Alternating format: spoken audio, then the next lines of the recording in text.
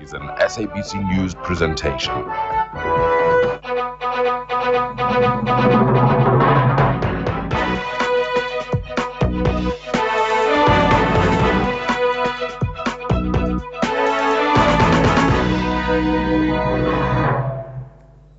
Good morning and welcome to today's edition of A View from the House. My name is Mkhokelithanda.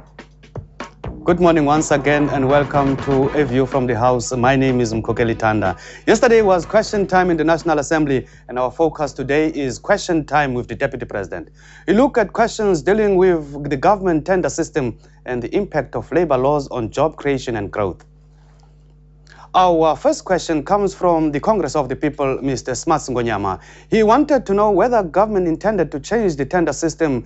Deputy President Motlanthe said the current tender system was in line with the prescripts of the Constitution, which prescribed that the acquisition of goods and services must be fair, equitable, transparent, competitive, and cost-effective. The system adheres to both the Public Finance Management Act and the Municipal Finance Management Act. The objectives of these acts are to secure sound financial management and to combat fraud and corruption. Various initiatives were announced in the budget speech. These are to be implemented by the Treasury to improve the procurement capability within government. It included the appointment of a Chief Procurement Officer who would monitor procurement across government departments. And there will be strict vetting of all supply chain officials. 5, developing a national price reference system to detect deviations from the acceptable prices. 6, strengthening the tax clearance system to ensure that those who have defrauded the state cannot do business with the state.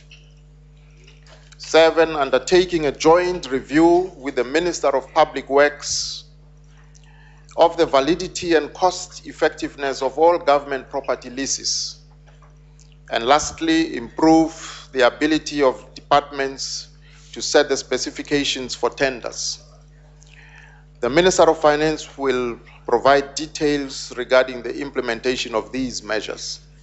Mr. Smuts Ngonyama had a follow-up question. He asked if the country was really on course in the fight against corruption. He said he had a major concern with regard to the process of appointing the Chief Procurement Officer. With the experience of political appointees as the background of various appointments within the government, are we going to see another political appointee? Well, yes, indeed, I would say that as government, we are on course, given the number of instruments that have been enacted, even in legislation, to fight against crime and corruption. And these points that I've enumerated point at an endeavor to strengthen the efficacy of our systems, to ensure that and efficiency, to ensure that no room is left for corrupt activities. But of course, all of that is meaningless if in practice it doesn't happen. It has to be seen to be happening, and we are committed as government to do that. Your point about political appointees and so on, I really don't know what that means, because indeed in many instances there are processes of selection and interviews and so on, but at the end it's the political authority that then accents to the recommendations of structures that would have performed the preliminary work of interviewing candidates and so on. I think it would be the same way. I mean, we have appointed in this country heads of Chapter 9 institutions and so on, and they function very well independently and so on. So unless you argue that political appointments are tantamount to lack of experience or skill and so on. That's a horse of a different color altogether. But I think in the normal course of doing appointments, yes, indeed, the political authority has to sign off on such appointments. But there are processes which, produce the short list or something like that, yeah. We have seen COPE's Mr. Smuts Ngonyama there interacting with the Deputy President during question time in Parliament yesterday afternoon. But to find out just why Mr. Ngonyama asked that particular question, he is joining us now to tell us. Good morning, Mr. Ngonyama, and welcome to our program. Good morning, Kokeli and the listeners. Mr. Ngonyama, why did you ask that particular question? Kokeli, I asked that particular question precisely because we have seen in the past people that are appointed in positions that are very crucial for execution of sensitive and very important responsibilities that impact on the public. And we have seen some kind of an intervention by politicians that appoint them on the basis of the fact that this person is a card-carrying member of the governing party, or the person has got some kind of relationship and with the senior leadership and in politics. And we are totally against that because we believe that a person who should be appointed as a chief procurement officer, that person has to be completely autonomous and from all structures and of government, as well as in particular at the political level.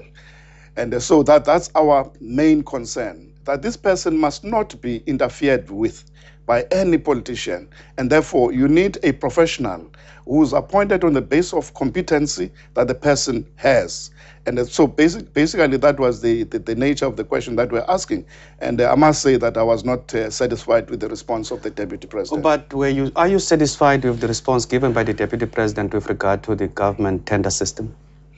Well, on the tender system, the issue is actually, well, we cannot falter on the question of the Public Finance Management Act, because that is in accordance with global standards.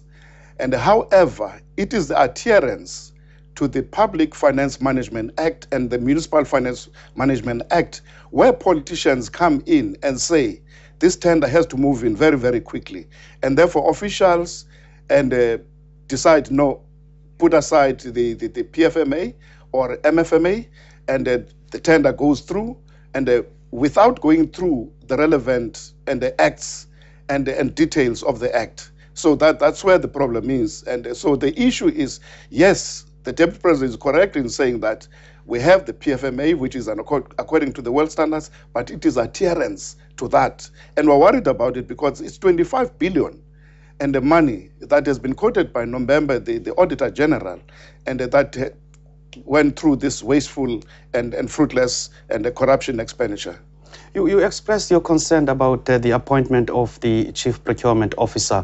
What process would you like to see happen with the appointment of such an officer? Well, we can actually have an independent panel, and we can take auditing companies, for instance. And that's totally now highly professional, and they interview people, and on the basis of their competency, then they are employed. And it should not be the politicians that actually employ such people, such a person in particular. Mr. Ngonyama, if the roles were reversed and you had to supply the answer, what would you have said about changing the tender system? I would say that, one, the question of benchmarking is very crucial. In other words, there must be a fixed price that is set for any tender.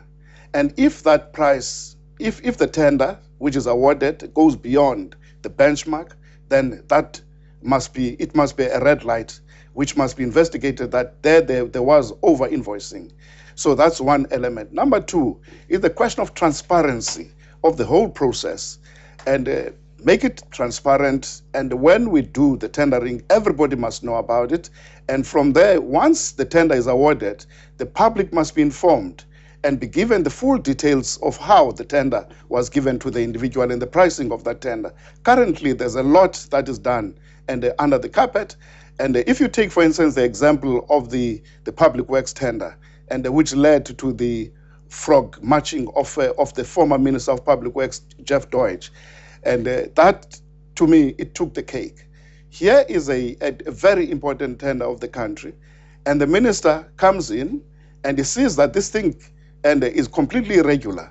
Comes up and says that according to what you see in the newspapers, here is 50 million, Rushabango, walk away from this tender, and he refuses. And of course, what happens? The commissioner, the former commissioner of police, and insists that this tender must go through. And later we see the minister being frog marched together with the officials. It tells us that we have a serious problem in South Africa. It's a scourge that we have to deal with. Finally and briefly, Mr. Ngonyama, Julius Malema was allegedly very much involved with tenders and now expelled by the ANC. Your quick reaction? Well, Julius Malema, if he was involved in dabbling on these tenders, he must face the law. We believe that it is very, very important that the law must take its course. He must be followed up like any other person.